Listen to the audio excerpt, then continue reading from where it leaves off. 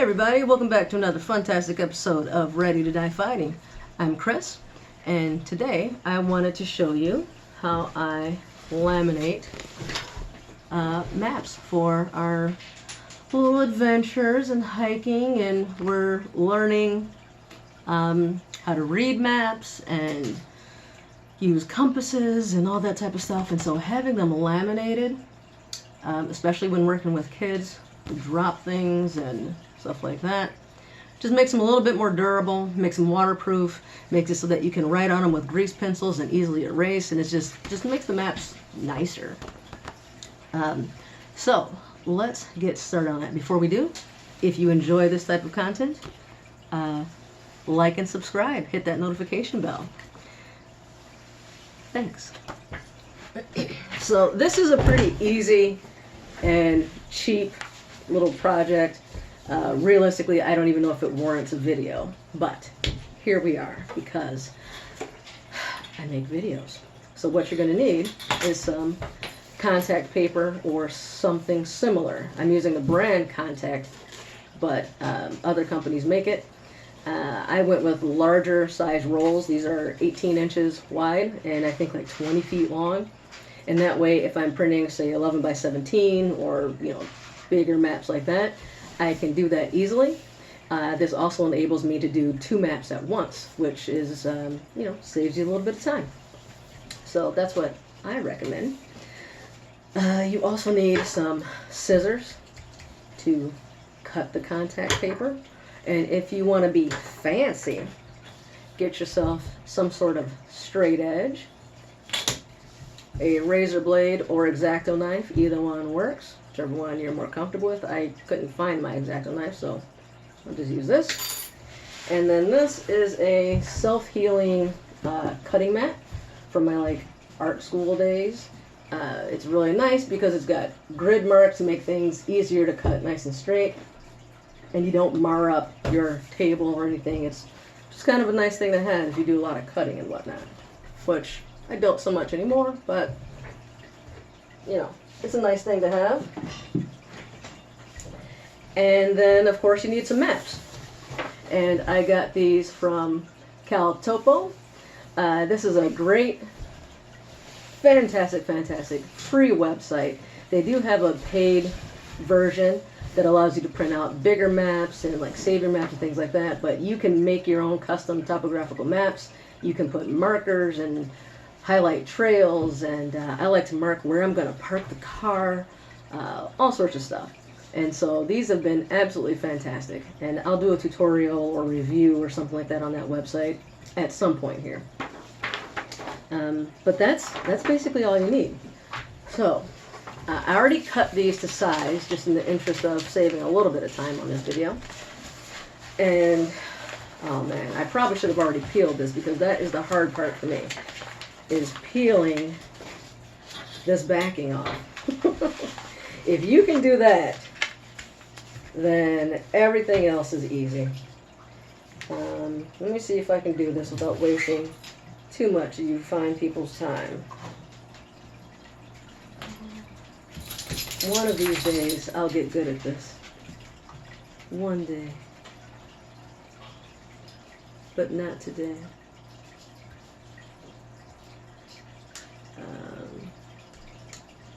While I'm doing this, we've been having a lot of fun. Oh, you know what? I got it. Learning how to... I've been trying to teach the boy how to read maps. And so, as I talked about in other videos, we're going to try to enter some adventure races, maybe some orienteering or road gaining competitions, and to kind of help with training and motivate him. I'm planning on hiding some gift cards or snacks or toys or something out in the woods and giving him some coordinate points, and then he's going to have to find them.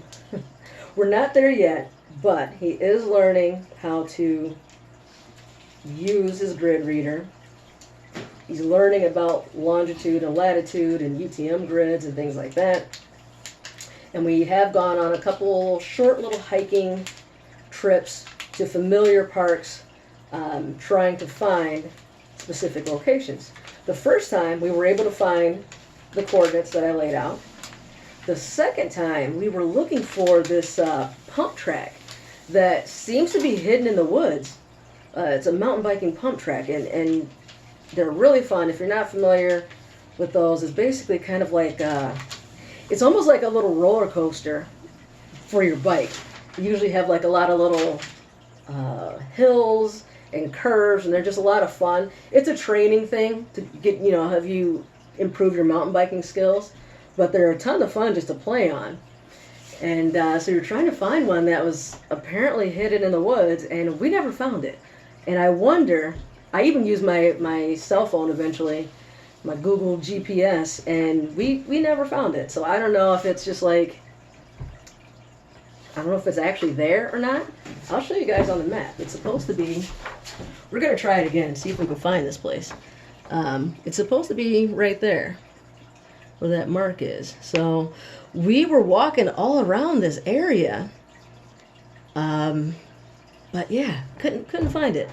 If you're familiar, this is over by the Rouge Gateway Trail.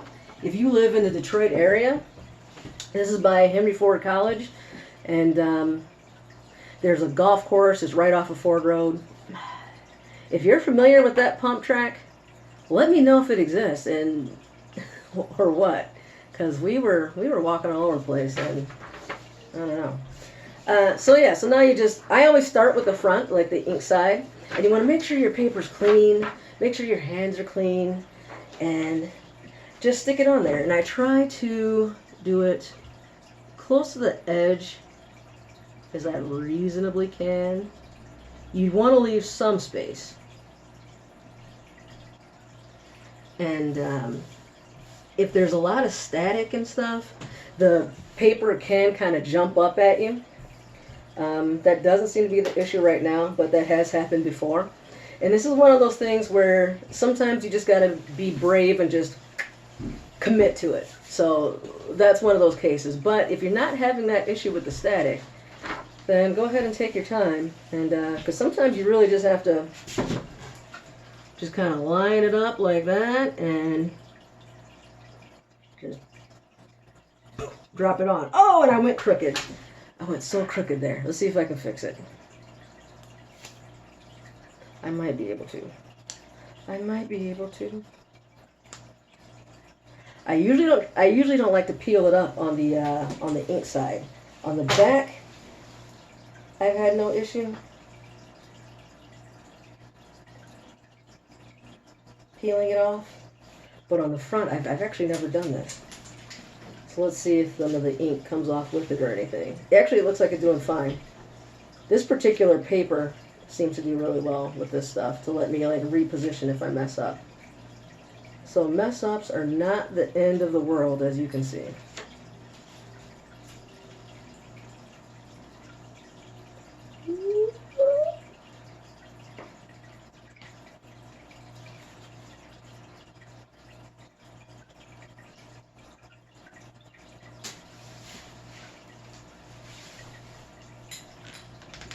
There you go. It looks like maybe some of the ink might have come, but let's try that again. It is going to be a little bit harder. You know, let's grab a different mat. There we go. I'll just go like that. And this time I'll be a little bit more careful and plop it down. There we go. And just smooth it out with your hand. You can use a credit card or something like that, like you're doing a tint in your vehicle, but I find that my hands worked better. Specifically, like using the side of my thumb seems to work really well with this. I don't know if it's because it's so thin or what, or maybe because I'm not spraying it with water as I'm doing it. But at any rate, I found that this works better just using the thumb.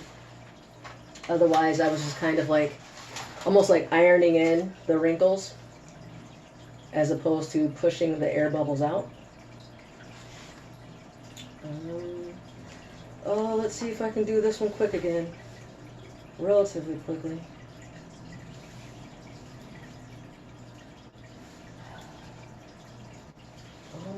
Almost. If there's a trick to this, guys, somebody tell me. There we go. There we go.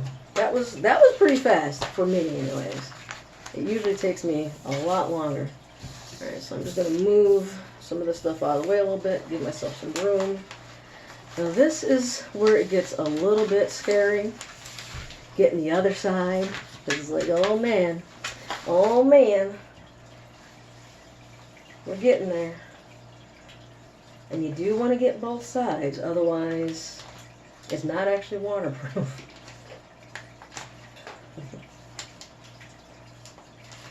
I mean, it's up to you. I guess if you just want to laminate it solely so you can write on it with like a dry erase marker, I guess then you only have to do one side, but I don't know. I think I would still just do both sides.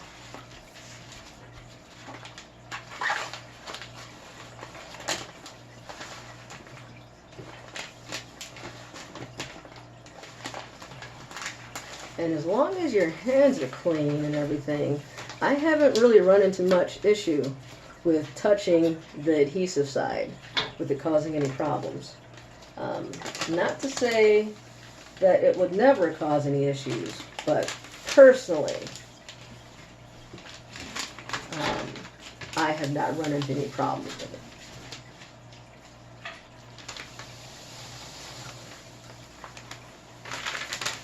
All right. Now we got the other side, and this is where I kind of have to stand up. And you're definitely going to get air bubbles on the back side. You can kind of sort of avoid them a little bit on the front, but it's not the end of the world. You just push them out and try to, I usually try to line up the bottom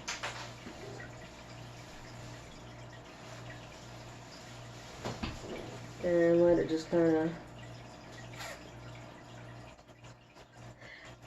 let it stick to the table a little bit and try to go straight.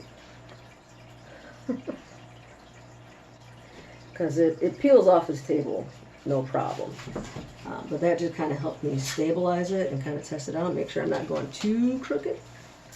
And that doesn't look too bad. There we go.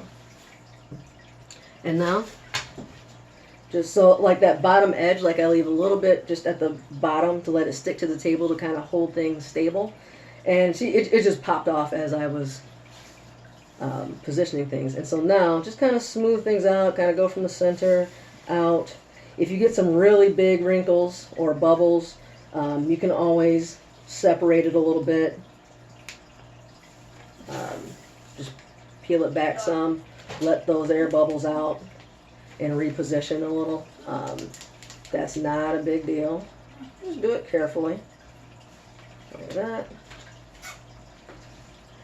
And use your hand to just kind of smooth it back.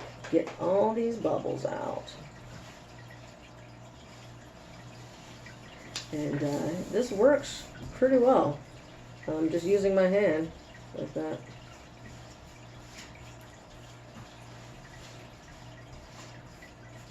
Like I said, using a card or something, I found really didn't work as well. It seemed to damage the contact paper, actually. I guess contact paper just isn't as, I guess it's not as tough or as thick of a paper as like a car tent or window decals and stuff like that. I used to have to do a lot of those when I worked at, I used to work in retail, like Best Buy and Guitar Center and stuff. We were always putting different decals and stuff up. We had little squeegees. Got pretty decent at it. But the hands didn't work that great with those, but works perfect with this. Oh, and I wasn't paying attention. I got a little, somehow we got like a little hair in there. I'm not going to lose sleep over it. This is just for us to play with. I'll probably use more care if we were using this on something more, I don't know, important. Alright, so I'm dealing with those bubbles later, but now cut this right down the middle, and this map is the one that I got most of the air bubbles out of, so that's the one I'll work with for the sake of this video. And yeah, just cut it right down the middle. as best you can. These scissors are fantastic. These are Weiss. I don't really recommend them for this particular purpose. They're a bit overkill, but they're really sharp, strong scissors. And I do like using them, generally speaking. And now this is where I just neaten it up. So you don't want to cut it right on the paper, because that will leave opening where water can seep in. So leave like a millimeter or something, 1/8 of an inch, just a tiny little bit of overlap, so that you've got a nice seal. And I just line up to the paper. I don't worry about it being perfectly 90 degrees or whatever, and just slide over a little bit and slice. Boom.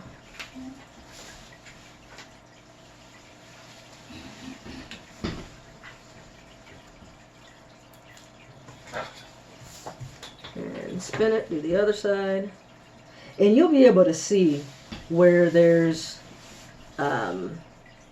where you should cut. Like there's kind of like a little line that's like a little air gap, and you don't want to cut that. So just cut just past that, so you have a nice watertight seal.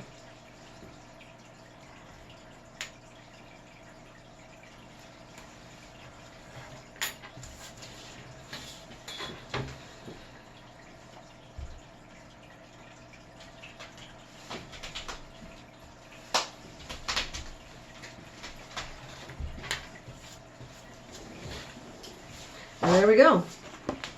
We've got a nice waterproof laminated map. And I like this more so than if you like went to FedEx or Staples or whatever and had them laminated, because they use thicker stuff. And this stuff is really thin, so it's able to, you can easily roll the maps, and they're nice and flexible, but they are waterproof, and it does add a layer of durability. So you drop them in the mud or whatever, step on them, they're not completely ruined. You can draw on it with a grease pencil and easily erase, reuse these maps over and over. Quick and easy little project. We might go and look for that mountain biking pump track again today. I haven't decided. I gotta check out the temperatures for today. But if you enjoy this video, if you find this type of content fun, educational, informative, if you're getting good ideas, please share, like, subscribe, hit that notification bell, and have a happy new year. Catch you guys in the next video.